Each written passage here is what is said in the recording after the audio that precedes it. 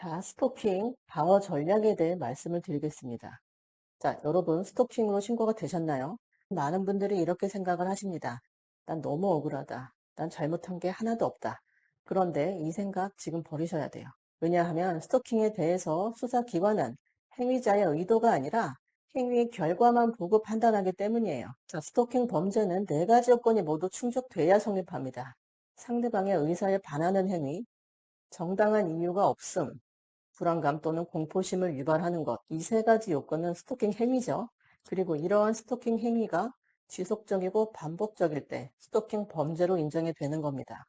이 네 개 중 하나라도 무너지면 스토킹 범죄는 성립을 안 해요. 그렇기 때문에 스토킹 혐의를 방어하려면 단순히 억울함을 호소하는 데서 그칠 게 아니고 이 네 가지 구성 요건을 하나씩 깨야 되는 거예요. 자, 하나씩 구성 요건을 해부해 보겠습니다. 첫 번째로 스토킹이 되려면 상대방 의사에 반해야 됩니다. 많은 분들이 이렇게 말씀하세요. 상대방이 명시적으로 연락하지 말라고 한 적 없다. 이 말은 절반만 맞습니다. 자, 수사기관은 이렇게 봐요. 상대가 차단했다, 번호 바꿨다, 내 문자나 전화에 답을 안 하고 연락을 피한다, 아니면 두 사람 간에 큰 갈등이 있었던 이후에 한 연락이다.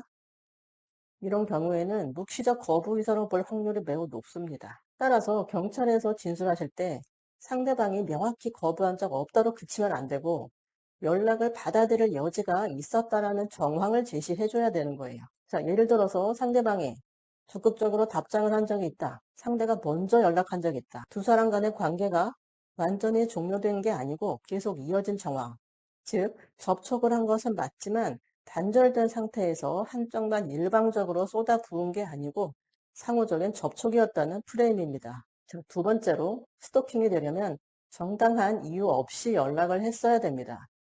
여기서 많이들 무너지는 이유가요. 요새 스토킹 피해의자들 흔히 이렇게 생각합니다. 나는 연락할 정당한 이유가 있었다. 하지만 수사기관의 기준은 다릅니다.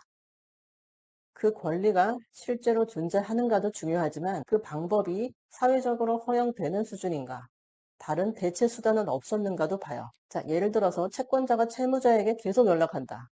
상간 피해자가 상간녀한테 계속 연락을 한다. 성범죄나 성적 자기결정권 침해 피해자가 가해자에게 계속 연락을 한다. 권리는 있겠죠. 애초에 수단과 방법이 잘못되면 아무리 정당한 이유를 주장했어도 대부분 송치됩니다. 따라서 경찰 진술 전략은 바꿔야 돼요. 단순히 억울하다, 상대방 진짜 나쁜 사람이다라는 프레임으로 가기보다는 내가 직접 연락할 수밖에 없었던 구조였다 라는 쪽으로 가야 되는 거예요.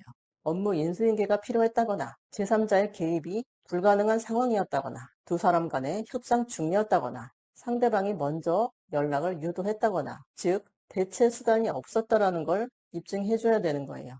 세 번째로 스토킹이 되려면 불안감이나 공포심을 일으켜야 됩니다. 많은 피의자분들이 이렇게 주장해요. 상대방이 무서워할 만한 접촉 수단이 아니었다. 이런 주장은 위험합니다. 왜냐하면 스토킹은 위헌범이에요. 즉, 상대가 실제로 무서워했는지 여부는 크게 중요하지가 않아요. 일반인의 시각으로 봤을 때 객관적으로 불안감이나 공포심을 일으킬 수 있는 상황이면 성립합니다. 따라서 방어 포인트는 행위의 강도를 낮추고 관계의 친밀성을 강조하고 대화의 맥락을 복구하는 거예요. 그래서 당사자 관계의 전체 서사를 다 보여주는 겁니다. 일상적인 대화였다거나 업무적인 연락이었다거나 정황상 위협의 의도가 전혀 없었다라거나 핵심은 객관적으로 봐도 공포스러울 상황은 아니다라는 거예요. 네 번째로 스토킹 범죄가 되려면 스토킹 행위를 지속적이고 반복적으로 해야 됩니다. 즉, 스토킹은 지속성, 반복성이 핵심이에요. 여기서 빠져나가는 경우가 많습니다. 방어 포인트는 뭐냐? 연락의 시간적, 장소적 간격을 끊어주는 거죠. 특정 사건 이후에는 단절되었다는 점도 중요합니다.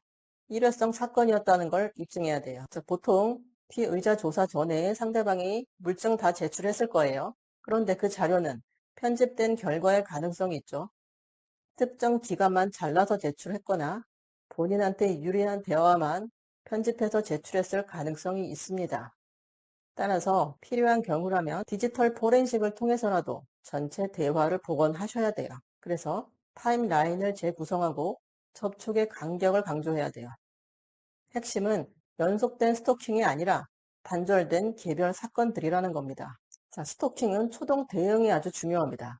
경찰이 당사자의 억울함을 먼저 찾아주지 않습니다. 자, 상대방은 자신에게 유리한 대화만 제출했을 가능성이 높기 때문에 전체 대화를 확보하기, 전체 서사를 정리하기, 진술의 프레임을 미리 사전에 설계하기. 이게 필수입니다. 하지 말아야 될 행동은 뭐냐? 감정적으로 진술하는 거, 상대방만 계속 비난하는 거, 즉흥적으로 생각나는 대로 답변하는 거. 이 세 가지 하시면 스토킹 프레임 안에 그대로 들어가겠죠. 스토킹 사건은 흔히 감정 싸움이라고 보기 쉽지만 법리 싸움이에요.